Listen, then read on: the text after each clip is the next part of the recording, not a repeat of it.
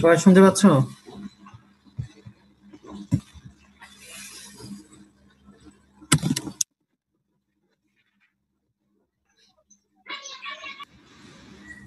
হ্যাঁ, রোল 2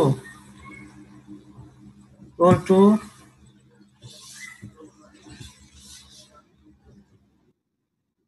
ওয়ালাইকুম আসসালাম।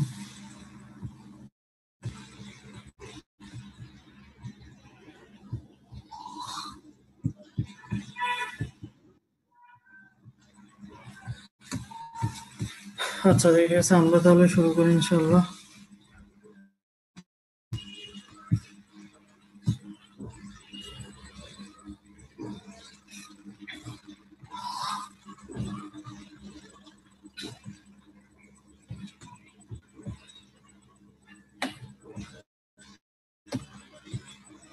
তোমরা কি দেখতে পাচ্ছ?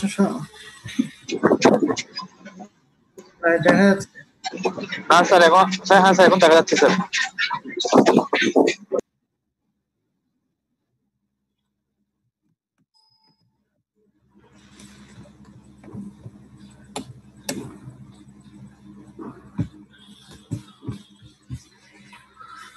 আচ্ছা, আমরা লাস্ট ক্লাসে কতটুকু পড়ছিলাম?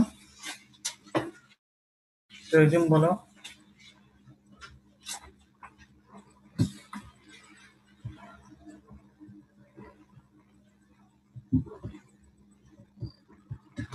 ইনসান,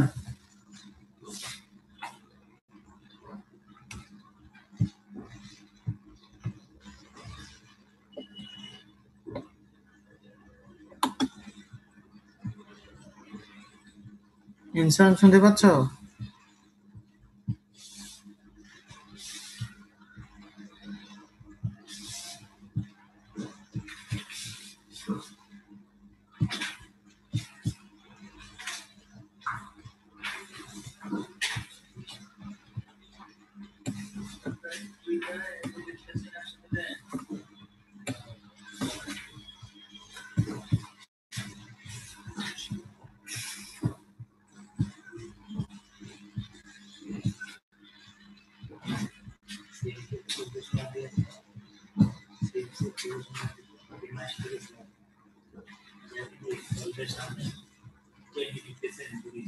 মাইসা ফারজানা শুনতে পাচ্ছ?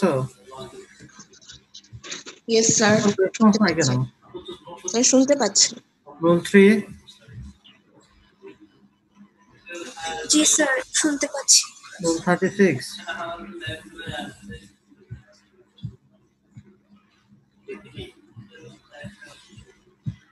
আচ্ছা, ঠিক আছে, তাহলে আমরা শুরু করি।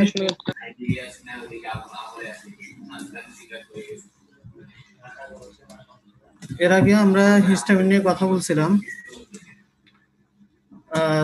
হিস্টামিন কি জিনিস আমরা বলছিলাম? অটোকয়েডস এর একটা এক্সাম্পল হচ্ছে হিস্টামিন। অটোকয়েডস কাকে বলে কেউ একজন আমাকে বলো। রোল 27 বলো দেখি। রোল 28।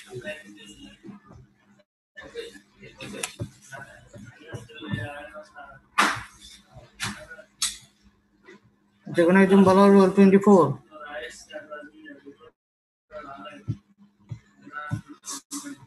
রোল 24। রোল 24।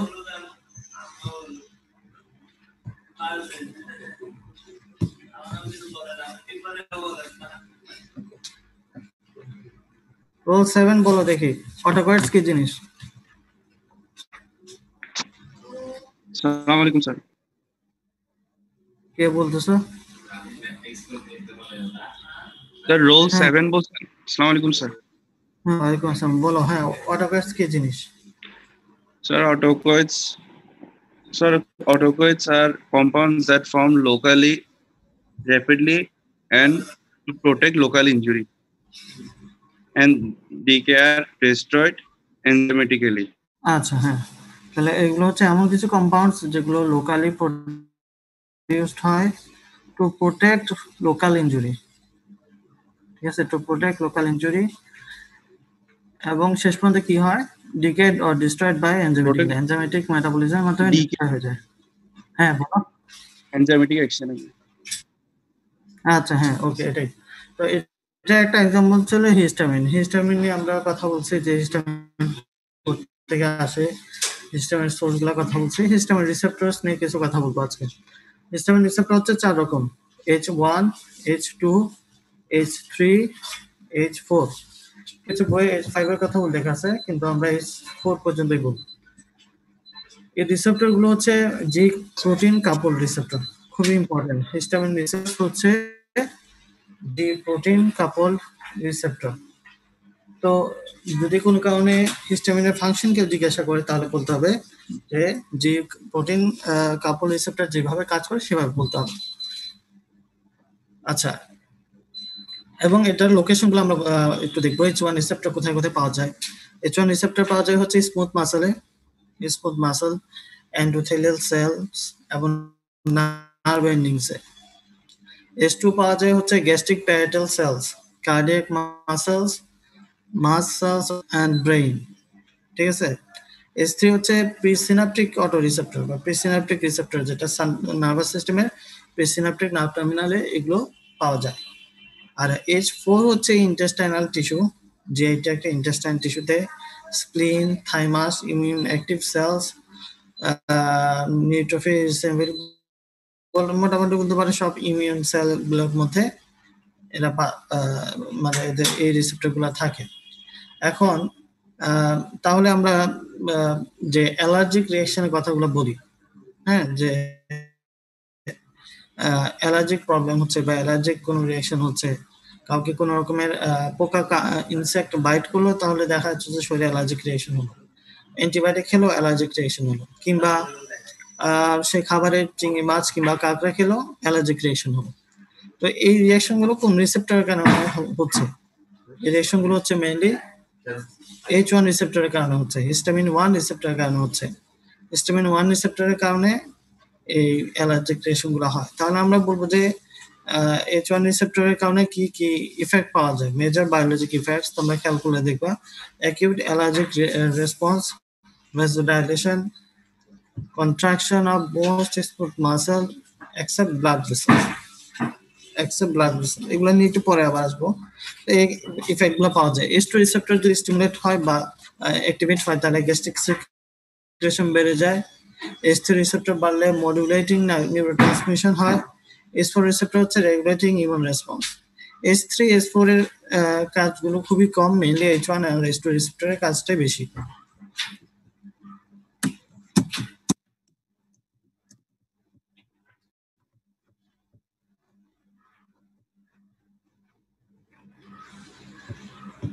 আচ্ছা, হিস্টামিনের অ্যাকশন, অর্থাৎ হিস্টামিন বডির মধ্যে কি কি আমাদের যে বিভিন্ন সিস্টেমস গুলো আছে, বিভিন্ন সিস্টেম, সেগুলোর উপর কি ইফেক্ট আছে তার, সেগুলো আমরা একটু দেখবো। কার্ডিওভাস্কুলার সিস্টেমের উপর কি ইফেক্ট। হিস্টামিন যখন বডি থেকে রিলিজ হয়, তখন সে জিনিসটা কি করে, সে যে স্মল ব্লাড ভেসেল আছে, ব্লাড ভেসেল গুলোর মধ্যে যেগুলো স্মল ব্লাড ভেসেল, সেগুলোকে ডাইলেট করে, যার কারণে কি হয়, পেরিফেরাল রেজিস্ট্যান্সটা কমে যায়, টোটাল পেরিফেরাল রেজিস্ট্যান্স কমে যায়, পরে হাইপোটেনশন হয়। এটার রেজাল্টে রিফ্লেক্স ট্যাকিকার্ডিয়া হয়। যখন ব্লাড প্রেশারটা কমে যাচ্ছে, সে তখন ব্লাড প্রেশারটাকে বাড়ানোর জন্য এটা রিফ্লেক্স ট্যাকিকার্ডিয়া করে। এটা ছাড়া যেহেতু ব্লাড ভেসেলের মধ্যে সেরেব্রাল ব্লাড ভেসেল, যেটা হচ্ছে ব্রেনের যে ব্লাড ভেসেল গুলো থাকে, সেগুলোকে ডাইলেটস করে, এটার রেজাল্ট কি হয়, সিভিয়ার থ্রবিং পেইন হয়, সিভিয়ার থ্রবিং পেইন। হ্যাঁ, টেম্পোরাল লোবের দুই পাশে, মাথার দুই পাশে টেম্পোরাল লোবে প্রচুর থ্রবিং পেইন হয়। অনেক সময় হাত দিলে টের পাওয়া যায় যে থ্রবিং হচ্ছে। স্মুথ মাসল, আমরা বলছিলাম যে হিস্টামিন রিসেপ্টর, বিশেষ করে H1 রিসেপ্টর কোথায় থাকে, স্মুথ মাসল থাকে। কিন্তু স্মুথ মাসলে যখন হিস্টামিন 1 রিসেপ্টর গুলো স্টিমুলেট হয় বা অ্যাক্টিভেট হয়, এটার কি করে, contraction of non vascular smooth muscle. এই কারণে দেখবা আগের স্লাইডে বলা হচ্ছিল যে সব কন্ট্রাকশন হয় এক্সেপ্ট ব্লাড ভেসেল। তো স্মুথ মাসল বলতে ভাস্কুলার স্মুথ মাসল গুলোকে কন্ট্রাকশন করে না, নন ভাস্কুলার স্মুথ মাসল কন্ট্রাকশন করে। এটা রেজাল্ট কি? রেজাল্ট হচ্ছে বডিতে অন্য যে যে জায়গায় স্মুথ মাসল থাকে ব্লাড ভেসেল ছাড়া সেগুলোতে সে কি করবে? কন্ট্রাকশন করবে। তাহলে ব্রঙ্কাসে স্মুথ মাসল থাকে, ব্রঙ্কোস্প্যাজম হবে। ইন্টেস্টাইনে স্মুথ মাসল থাকে, তার ইন্টেস্টাইনাল জিআইটি মর্টালিটি হবে। ইন্টেস্টাইনাল জিআইটি মর্টালিটি বাড়লে কি হবে? রেজাল্ট কি হবে? ডায়রিয়া হবে। এছাড়াও ইউটেরাসেও থাকে হিস্টামিন রিসেপ্টর, কিন্তু ওগুলোর ইফেক্ট আমাদের হিউম্যান বডিতে খুবই কম, এই জন্য এগুলো আসলে খুব একটা আলোচনা করা হয় না।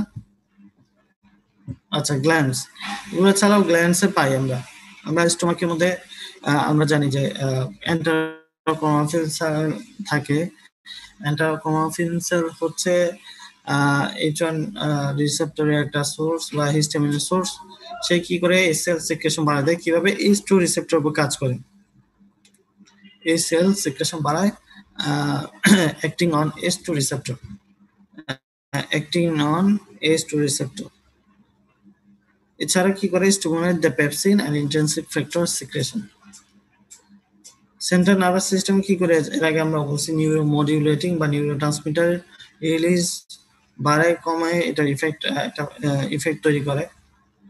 এছাড়া আছে নার্ভ এন্ডিংস। নার্ভ এন্ডিংস গুলো কোথায় থাকে? নার্ভ এন্ডিংস গুলো ম্যাক্সিমাম ক্ষেত্রে হচ্ছে পেরিফেরিতে থাকে। ওরা কি করে? সেন্সরি যে নার্ভ এন্ডিংস আছে সেগুলোকে স্টিমুলেট করে। সেন্সরি নার্ভ এন্ডিংস স্টিমুলেট করলে পেইন এবং ইচিং হয়। এই কারণে একটা খেয়াল করবা যে হিস্টামিনের সোর্স আমরা গত ক্লাসে পড়ছিলাম, তার মধ্যে কিন্তু একটা জিনিস উল্লেখ করা হয় না, যে ইনসেক্টের মধ্যে কিন্তু হিস্টামিন থাকতে পারে, বা সোর্স হিসেবে ওয়ান অফ দ্য সোর্স হচ্ছে ইনসেক্ট। ঠিক আছে, ইনসেক্টের মধ্যে বি আছে, হ্যাঁ, তারপর হচ্ছে পিঁপড়া, অ্যান্টস যেগুলো, ওদেরও আছে। তো ওরা যখন হিস্টামিন রিলিজ মানে বাইট করে হিস্টামিন রিলিজ হয়, তখন আমরা যেগুলো পাই, পেইন হয়, ইচিং হয়। সেন্সরি নার্ভাস সিস্টেম খুলে পেইন হয়, ইচিং হয়। এটা ছাড়া আর কি ইফেক্ট পাই আমরা? ট্রিপল রেসপন্স অফ লুইসও বলা হয়। এটাতে তিনটা ইফেক্ট হয়: red spot, flare, wheal. Red spot কেন হয়? রেড স্পট হয়, দেখবো যে লালচে একটা এরিয়া, একটা স্পেসিফিক এরিয়া, এমন একটা এরিয়া যেটা ডিফারেন্সিয়েট করা যায়, এটা মার্কার দিয়ে মার্ক করা যাবে যে এরিয়াটা কেমন, এত ক্লিয়ারলি বোঝা যায়। এটা হয় হচ্ছে লোকাল যে ক্যাপিলারি ডাইলেশন আছে সেগুলোর কারণে। ফ্লেয়ার হয় কেন? Due to arterial dilatation. Flare হচ্ছে আমরা বলি রেডনেস, যে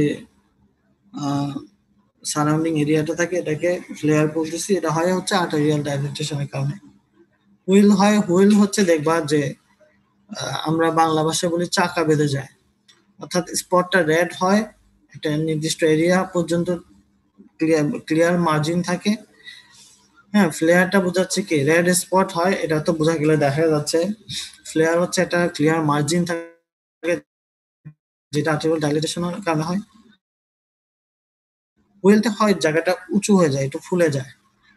ফুলে গেলে ওখানে হাত দিলে টের পাওয়া যায় জায়গাটা ফুলে গেছে, একটু সারাউন্ডিং যে স্কিন গুলো আছে তার তুলনায় একটু বেশি ফুলে গেছে। এটা হয়, এটাকে বলতেছি আমরা হুইল। এটা কি কারণে হয়? লোকাল ইডিমার কারণে, due to escape of fluid from the capillaries. আচ্ছা, এতক্ষণ পর্যন্ত যা পড়লাম আমরা, এর মধ্যে কারো কোনো বুঝতে অসুবিধা আছে কিনা?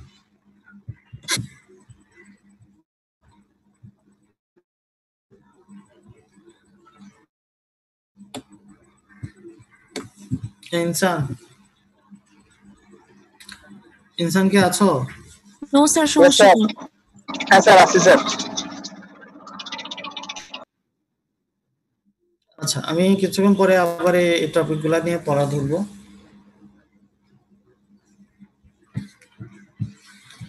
আচ্ছা, এরপর আসো হচ্ছে use of antihistamine, use of histamine, antihistamine না। হিস্টামিনের কি ইউজ আছে? হিস্টামিনের তিনটা ইম্পর্টেন্ট ইউজ হচ্ছে টেস্টিং গ্যাস্ট্রিক অ্যাসিড সিক্রেশন, অর্থাৎ একটা পেশেন্টের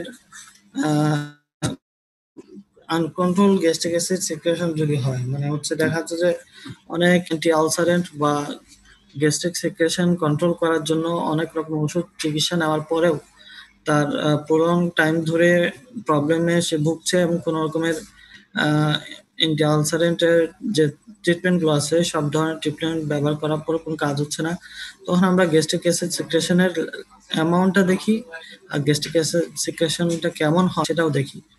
এটা চেক করি আমরা হিস্টামিন দিয়ে। এতে হিস্টামিন দিলে কি হয়, বডিতে যখন আমরা হিস্টামিন দিব গ্যাস্ট্রিক অ্যাসিড সিক্রেশন বাড়বে।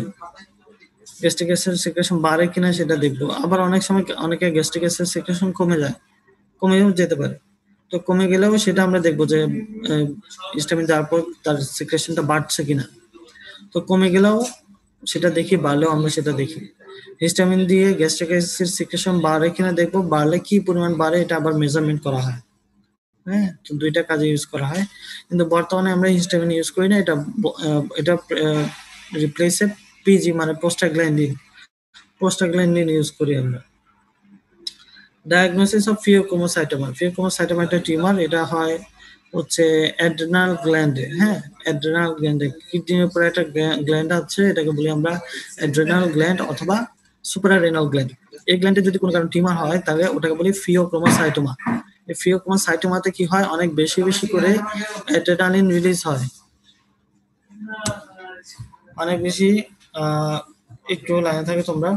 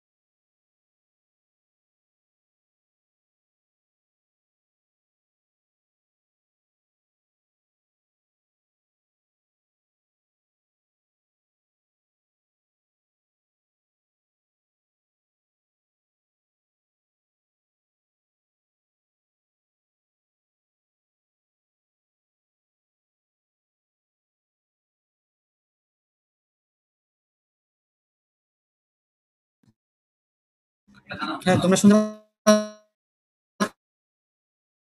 পাচ্ছ? ফিওক্রোমোসাইটোমা কি বললাম, এটা হচ্ছে অ্যাড্রেনাল গ্ল্যান্ডের একটা টিউমার। এই টিউমার হলে কি হয়, এক্সেসিভ পরিমাণে ক্যাটেকোলামাইন রিলিজ হয়। ক্যাটেকোলামাইন কি জিনিস? ক্যাটেকোলামাইন হচ্ছে তিনটা, একটা হচ্ছে কি নরঅ্যাড্রেনালিন, অ্যাড্রেনালিন, ডোপামিন। এই তিনটাকে বলে ক্যাটেকোলামাইন। তো এটা ডায়াগনোসিস করার জন্য আগে হিস্টামিন ইউজ করতো, বর্তমানে ইউজ করে না। Pulmonary function, respiratory disease, asthma আছে। এখন অ্যাজমা আছে কি না সেটা পরীক্ষা করার জন্য, পালমোনারি ফাংশন চেক করার জন্য হিস্টামিন দেওয়া হয়। অর্থাৎ হিস্টামিন দেওয়ার পরে তার ব্রঙ্কোস্প্যাজম হয় কিনা বা হলে এটা কি পরিমাণে হয়, মানে এই টেস্টগুলো করার জন্য আমরা এটা ইউজ করি। তো হিস্টামিন আমরা এই ডায়াগনোসিস করার জন্য বা এই ইনভেস্টিগেশন গুলো করার জন্য হিস্টামিন ইউজ করি, ঠিক আছে। কিন্তু আমি তো আর হিস্টামিন দিতে পারবো না। অর্থাৎ বিভিন্ন হিস্টামিনের যে সোর্স গুলোর কথা বললাম, যেমন হিস্টামিনের একটা সোর্স হচ্ছে মাস্ট সেল। মাস্ট সেল থেকে, বেজোফিল থেকে হিস্টামিন সেল বের হয়, হিস্টামিন বের হয়। এন্টেরোকোফিল সেল থেকে বের হয়। এছাড়া নন মাস্ট সেলও অনেক সোর্স আছে, নার্ভ এন্ডিং থেকে বের হয়। এখন ওই যে ন্যাচারাল হিস্টামিন যেটা বডিতে থাকে সেটা তো আমি পাবো না। তো আমরা কি করি, হিস্টামিন সাবস্টিটিউট আছে যেগুলো হিস্টামিনের মতোই কাজ করে, সেই হিস্টামিন সাবস্টিটিউট গুলো আসলে কি করি, বডিতে ইনজেক্ট করি, যার ফলে হিস্টামিনের মতোই সে কাজ করে, আমরা এবং ইনভেস্টিগেশন গুলো করতে পারি। সেটা কি কি, বিটাজল এবং বিটাহিস্টিন। বিটাজল এবং বিটাহিস্টিন, বিটাহিস্টিন আর বিটাজল, এই দুইটা আমরা ইউজ করি।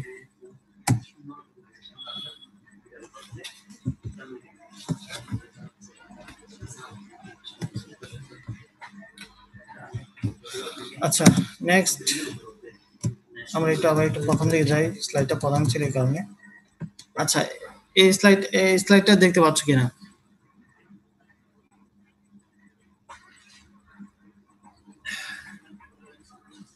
জি স্যার। হ্যাঁ, আমরা হিস্টামিন অটাকয়েডস বলতে অনেক সময় শুধু মনে করি হিস্টামিন। হ্যাঁ, হিস্টামিন ছাড়া আর কিছু মনে হয় অটাকয়েডস এর মধ্যে নাই। অথবা সর্বোচ্চ বেশি হলে অটাকয়েডস এর মধ্যে হিস্টামিন ছাড়া প্রোস্টাগ্ল্যান্ডিন।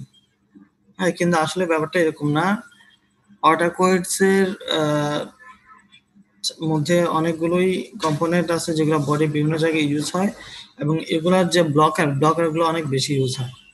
আমরা এখন দেখবো এই চার্টের মধ্যে মানে কি কি অটাকয়েডস আছে এবং তাদের ব্লকার কি কি আছে।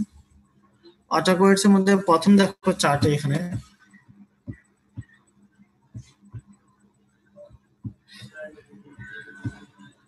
এই যে এখানে দেখো হিস্টামিন H1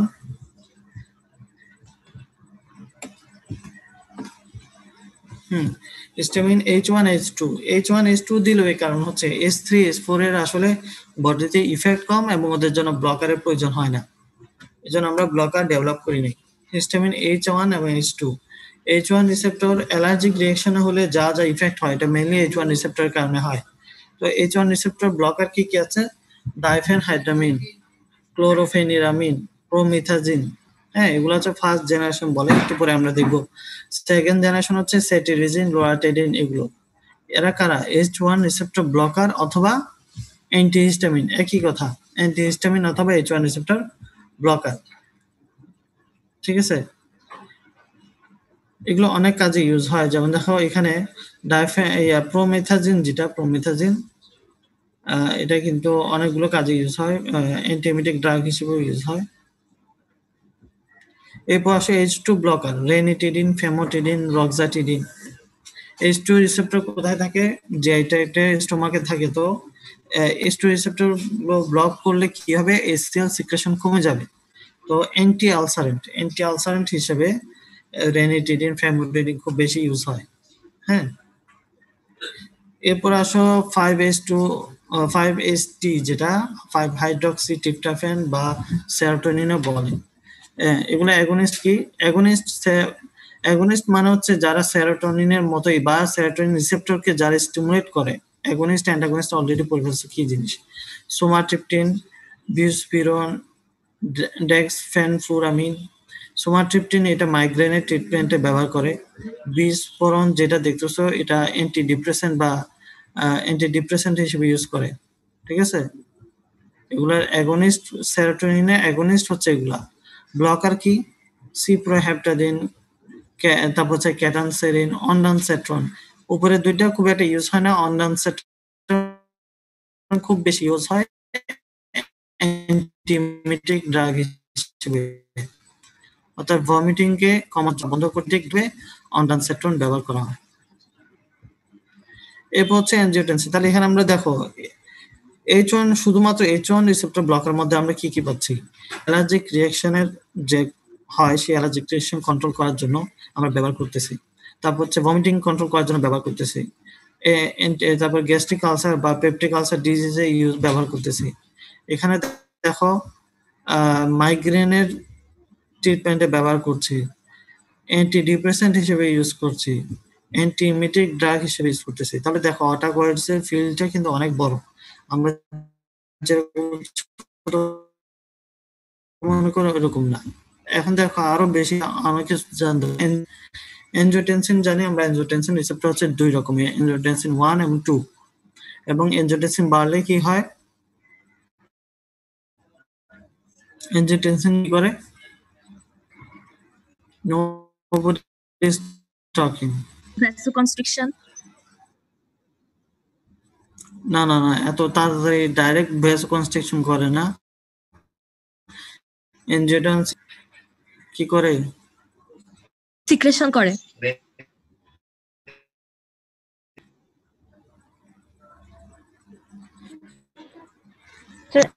অ্যালডোস্টেরন সিক্রেশন হয়। অ্যালডোস্টেরন সিক্রেশন হলো ওয়াটার, সোডিয়াম এন্ড ওয়াটার বাড়ে, 1 নাম্বার ব্লাড প্রেশার বেড়ে যাবে।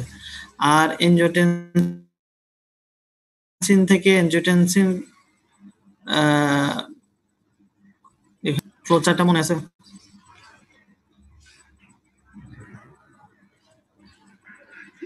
আচ্ছা, আমি আবার সুন্দর করে বলি, তোমরা ভুলে গেছো বোধহয়। রেনিন রিলিজ হয়, ধরো কোনো কারণে একটা পেশেন্টের ব্লাড প্রেশার কমে গেলে এটার যখন ব্লাড প্রেশার কমে যাবে, সেলে যখন দেখবে যে ব্লাড প্রেশার কমে গেছে, তখন সে কি করবে? রেনিন রিলিজ করবে। রেনিন তখন কি করে? এনজিওটেনসিনোজেন থেকে এনজিওটেনসিন 1 এ কনভার্ট করে, সরি, এনজিওটেনসিনোজেন থেকে এনজিওটেনসিনে কনভার্ট করে। হ্যাঁ, পরে এনজিওটেনসিন কনভার্টিং এনজাইম থাকে, সেটাও এনজিওটেনসিন কনভার্টিং এনজাইমকে এনজিওটেনসিনোজেন থেকে এনজিওটেনসিন কনভার্টিং এনজাইম এনজিওটেনসিনে কনভার্ট করে, পরে সেটা ভেসোকনস্ট্রিকশন করে, ইত্যাদি ইত্যাদি। তো এখানে দেখো এই রিসেপ্টর ব্লকার গুলো কি করে, যেমন লোসার্টন যদি এনজিওটেনসিনকে ব্লক করে, ভেসোকনস্ট্রিকশন হবে না। হ্যাঁ, আবার যদি এনজিওটেনসিন কনভার্টিং এনজাইম ইনহিবিটরকে ইনহিবিট করে, এই এনজাইমটাকে যদি ইনহিবিট করে, তাহলে কি হবে না? ভেসোকনস্ট্রিকশন হবে না, তাহলে ব্লাড প্রেশার কন্ট্রোল হলো।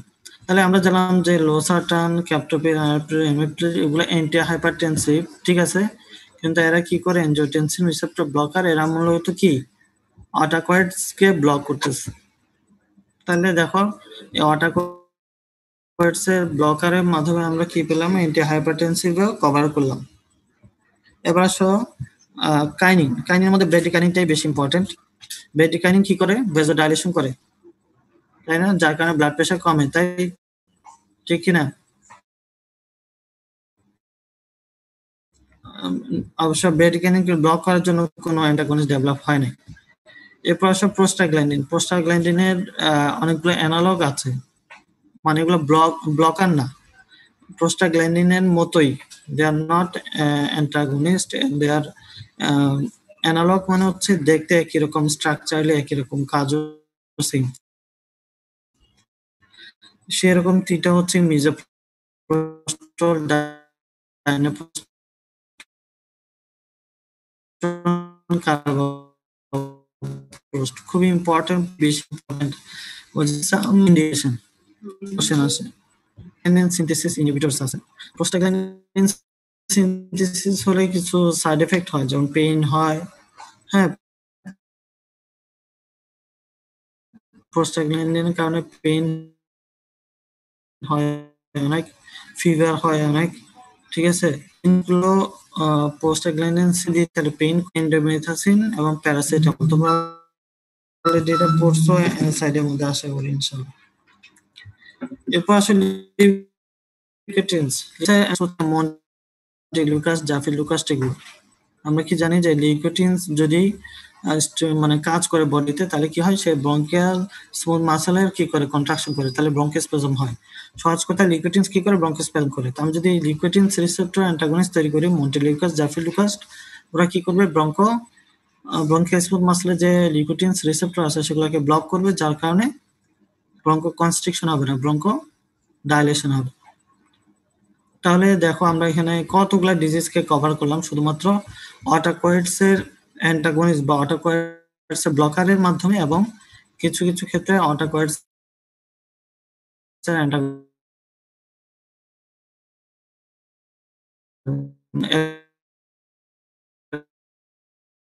অ্যান্টাগনিস্টের মাধ্যমে।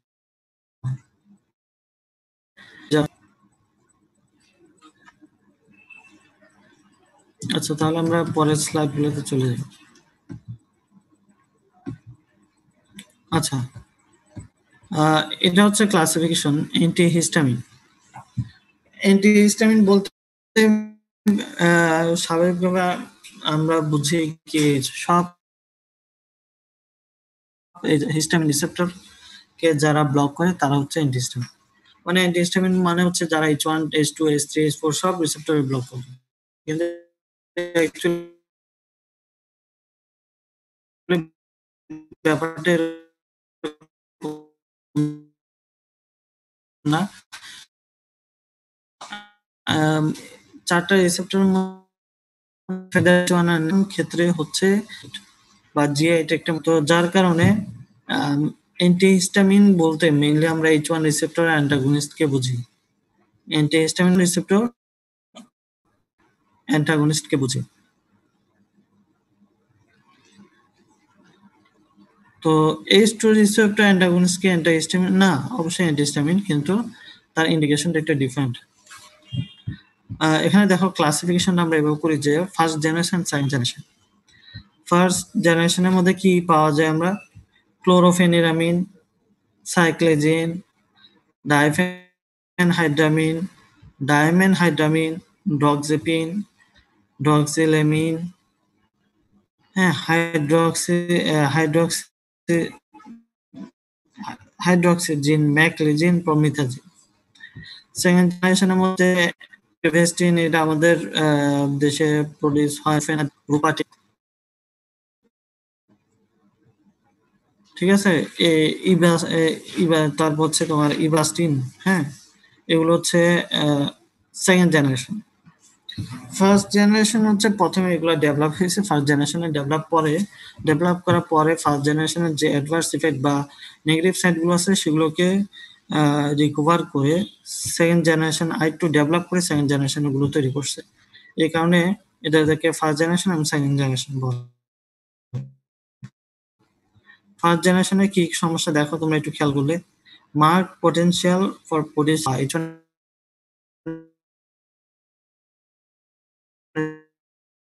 রিসেপ্টর অ্যান্টাগনিস্ট গুলো কেউ পেশেন্ট যদি খায় তাহলে তাদের যে প্রবলেমটা হয় সেটা হচ্ছে আসে।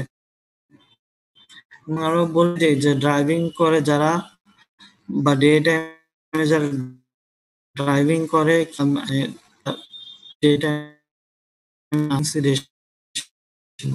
ওরা সিডেশন করে না, নন সিডেটিং, মানে কম ঘুম কম তৈরি করে আর কি। এখানে দেখো যে প্রথম যেটা বলছে সেটেজিন, এক্রিভেস্টেটিন বা কিটোটিফেন, এগুলো হচ্ছে উইক, মানে হচ্ছে অল্প ঘুম তৈরি করে। আর বাকি নিচের গুলো ডেসলোরাটিডিন, ফেক্সোফেনাডিন, লোরাটিডিন, এরা হচ্ছে নন সিডেটিং। এরা একেবারে কি করে না, ঘুম তৈরি করে না। এর মধ্যে একটা ড্রাগ সাইক্লিজিন, হ্যাঁ, তারপর হচ্ছে ডাইমেনহাইড্রিনেট, এরা হচ্ছে মোশন সিকনেস ইউজ করে। আর ম্যাকলেজিনটা, স্পেশালি ম্যাকলেজিন এবং প্রমিথাজিন, এরা হচ্ছে তোমার অ্যান্টিএমিটিক ড্রাগ হিসেবে ইউজ করে। স্যার মোশন সিকনেস বলতে? মোশন সিকনেস বলতে ধরো কেউ যদি জাহাজে যায়, জাহাজ তো মুভ করতে থাকে পানির মধ্যে, তাই না? বা লঞ্চ বা এনি কাইন্ড অফ বোট, এটা মুভ করতে থাকলে তখন আমাদের ভেস্টিবুলার সিস্টেমের অনেক, তখন তাদের মধ্যে ভমিটিং এর একটা টেন্ডেন্সি দেখা দেয় এবং ভার্টিগো হয়, মাথা ঘোরাতে থাকে এবং ভমিটিং বা নৌশিয়া হয়। হ্যাঁ, অনেক সময় নৌশিয়া হয়, পরে ভমিটিং হয়, এটাকে বলে মোশন সিকনেস। অর্থাৎ মুভমেন্টের কারণে যে ধরনের যে প্রবলেমগুলো হয় তার মধ্যে এই সিমটমস কি, মোশন সিকনেসের রেজাল্ট কি বা সিমটমস কি পাওয়া যায়, সেটা হচ্ছে ভমিটিং, নৌশিয়া, ভমিটিং, ভার্টিগো, এগুলো। ঠিক আছে। জি স্যার। তো আমরা যদি ডাইফেনহাইড্রামিন দেই, তোমরা এটার নাম হচ্ছে, একটা ড্রাগ আছে, এটার সিনারন নামে পাওয়া যায়, সিনারেজিন। ওইটার সাথে ডাইফেনহাইড্রামিনটা যোগ করে মোশন সিকনেসে ইউজ করা হয়। তারপর হচ্ছে হাইড্রক্সিজিন ইউজ করা হয়, জয় ট্রিপ নামে একটা ট্যাবলেট আছে, ওটার মধ্যে পাওয়া যায়, ম্যাকলেজিন ইউজ করা হয়।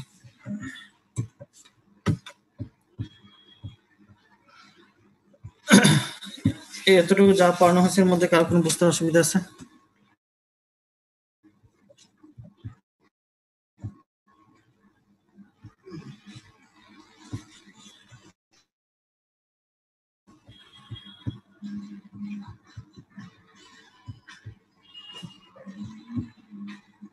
বুঝতে পারছো?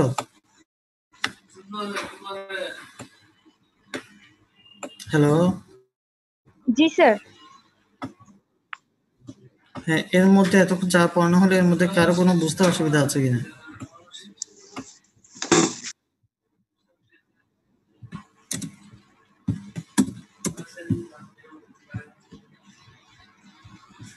কারো কোনো রেসপন্স নাই। না স্যার, সমস্যা নাই।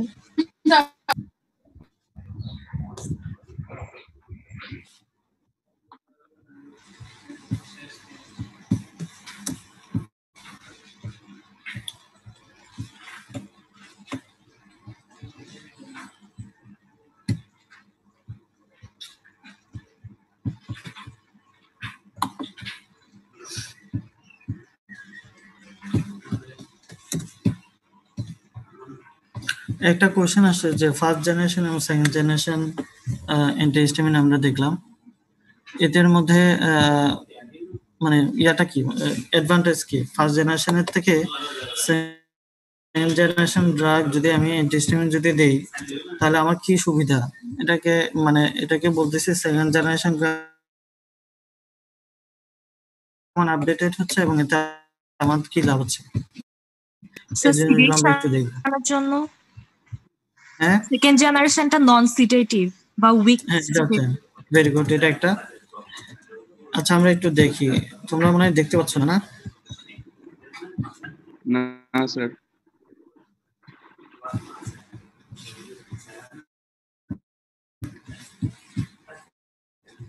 অনলাইনে ক্লাস নেওয়াটা অনেক ঝামেলার, একটা পর একটা সমস্যা আসতে স্যার থাকে। সেকেন্ড জেনারেশনটা স্পেসিফিক। এটা হ্যাঁ, সেকেন্ড জেনারেশনটা হচ্ছে আফটার 1980 সালের পরে আবিষ্কার হয়। হ্যাঁ, সেকেন্ড জেনারেশনের ইফেক্ট হচ্ছে higher affinity for H1 receptor.